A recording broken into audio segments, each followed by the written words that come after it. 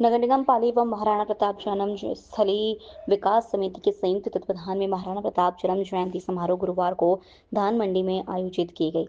इस अवसर पर कार्यक्रम में मुख्य अतिथि सामाजिक न्याय अधिकारिता मंत्री अविनाश गहलोत ने संबोधित करते हुए कहा कि वीर शिरोमणि महाराणा प्रताप के आदर्श व उनसे प्रेरणा लेकर देश के लिए भी हमें उनके जैसा त्याग, बलिदान, साहसी, पराक्रमी भूमिका में होना चाहिए ताकि देश के लिए हम काम आ सके।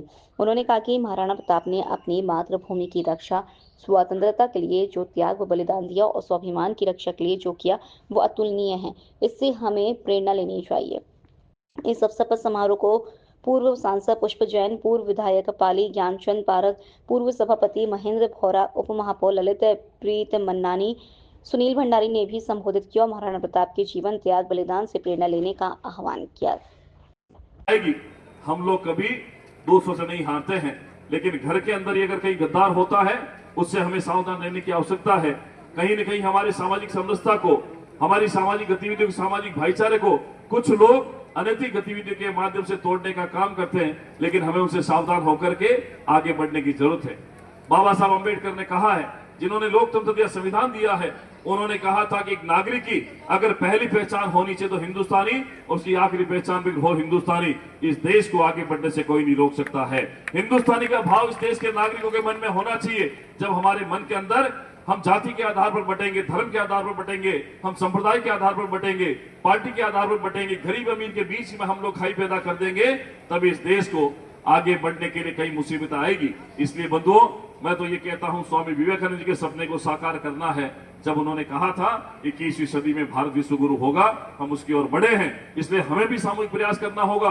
आज जब संकट आता है, हम सरकार की तरफ देखते, शासन की तरफ देखते, लेकिन हम ये नहीं सोचते हैं उस दौर में एक नागरिक होने के नाते मेरी जिम्मेदारी क्या है, मेरा कर्तव्य क्या बनता है। एक नागरिक होने के नाते हमारी जिम्मेदारी का एहसास हमें होना चाहिए। देश के प्रति हमारा कर्तव्य क्या, उसके बारे में सोचना चाहिए। जो महाराणा प्रताप ने उस समय किया था, आज 485 सालों के बाद में हमें भी उस ओर देखना चाहिए। ये महाराणा प्रताप की जीवनी को पढ़ करके, स्वीकार करके, मंथन करके हमारे मन में उसको ग्रहण करने की आवश्यकता है कि जब कुछ चंद फौज के बाद भी महाराणा प्रताप ने अपने स्वाभिमान को, हमने उनके स्वाभिमान को गिरने नहीं दिया था। उन्होंने कहा था कि भले मैं घास की रोटी खा लूंगा, लेकिन मैं मुगलों की अधीनता स्वीकार नहीं करूंगा। ये शुरू से हम लोग देखते आए, आज भी हम लोग देखते आए हैं। और इन भजन कलाकारों ने अपने भक्ति के माध्यम से, शब्दों के माध्यम से जिस प्रकार से महाराणा प्रताप हो, चाहे राणा अमर सिंह हो, चाहे बहुत सारे हमारे जो महापुरुष रहे हैं, उनकी गाथा को आगे बढ़ाने का काम किया, चाहे किताबों के माध्यम से, दूरभाष के माध्यम से, प्रिंट मीडिया के माध्यम से, यूट्यूब के माध्यम से उन्हें हमारे बच्चों में संस्कार देने की आवश्यकता है। आज हम लोग टीवी में, यूट्यूब पर कहीं न कहीं हम लोग ऐसे देखते, पाश्चात्य संस्कृति के दौर में हमारे पारिवारिक संस्कार जो है वही कहीं न कहीं उनका गिरावट उसमें आने लग गई है। इसलिए मित्रों, मैं ये कहता हूं, ये सनातन की संस्कृति है, धर्म की संस्कृति है। इस देश को हिंदुत्व की ओर ले जाना है। हिंदुत्व का मतलब कोई धार्मिक कट्टरवाद नहीं होता है। हिंदुत्व का मतलब होता है सबका साथ, सबका विकास। हिंदुत्व का मतलब होता है भाईचारा। हिंदुत्व का मतलब होता है सामाजिक समरसता का भाव।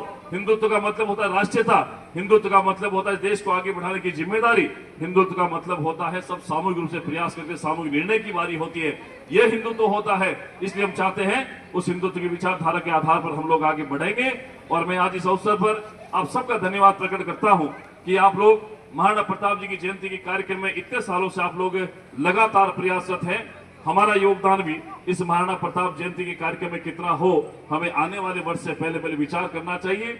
आपने देखा होगा, इस जीवन में बहुत सारे प्रयास हमने किए, लेकिन कुछ प्रयास ऐसे होते जो जीवन में आदमी को अमर कर देते। आपने नाम सुना होगा हुसैन बोल्ट का, नाम सुना है आपने हुसैन बोल्ट का।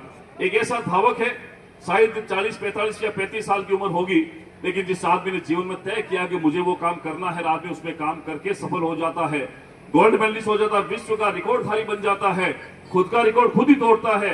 मैं तो इतनी सी बात समझता हूं कि हुसैन बोल्ट ने अपने पूरा जीवन लगा दिया 10 सेकंड दौड़ने के लिए, 100 मीटर दूरी तय करने के लिए जिस आदमी ने पूरा जीवन लगा दिया। ये इतना बड़ा लक्ष्य अगर कोई लेकर चलने की हिम्मत रखता है, तब महाराणा प्रताप जैसा व्यक्ति भी महान बन जाता है। आज के दौर में हमें महाराणा प्रताप बनने की आवश्यकता है। हुसैन बोल्ट 10 सेकंड में 100 मीटर की रेस को पार करता है। हमें सोचना होगा कि अगर हमें जीवन का लक्ष्य तय करना है, तो उस हुसैन बोल्ट की तरह भी जो आज के दौर का धावक है, उसके जैसा बनने की आवश्यकता। उसका कोई काम नहीं है, वो सिर्फ और सिर्फ 100 मीटर रेस को भागता है। कभी 9 पॉइंट को सेकंड में पूरा करता है, उसके बाद 1 सेकंड और कम में पूरा करता है, उसके बाद 8 पॉइंट और सेकंड में तय करता है। तो ये उसके जीवन का लक्ष्य है। 100 मीटर भागने के लिए पूरा जीवन लगाना चाहिए। तो हमारा लक्ष्य भी ऐसा होना चाहिए, इस देश के अंदर हमारे भी एक योगदान के कारण हमें लोग याद करें। आज हम हैं, कल ना भी रहे तो लोग हमें याद करेंगे फला व्यक्ति ने उस समय समाज सुधार में ऐसा बढ़िया काम किया था, इसलिए आज हम उनको याद करते हैं। आज 24 घंटे व्यक्ति को काम करने के लिए मिलते हैं। आज प्रधानमंत्री से लेकर पार्षद के बीच में, राजा हो या भिखारी, अमीर हो या गरीब, किसी जाति पंथ का व्यक्ति हो, उसको एक दिन में 24 घंटे काम करने के मिलते हैं। यहाँ जो लोग बैठे हैं, एक आदमी खड़ा होकर बताए जिसको 24 घंटे 1 मिनट मिलता है एक दिन में काम करने, है कोई ऐसा व्यक्ति?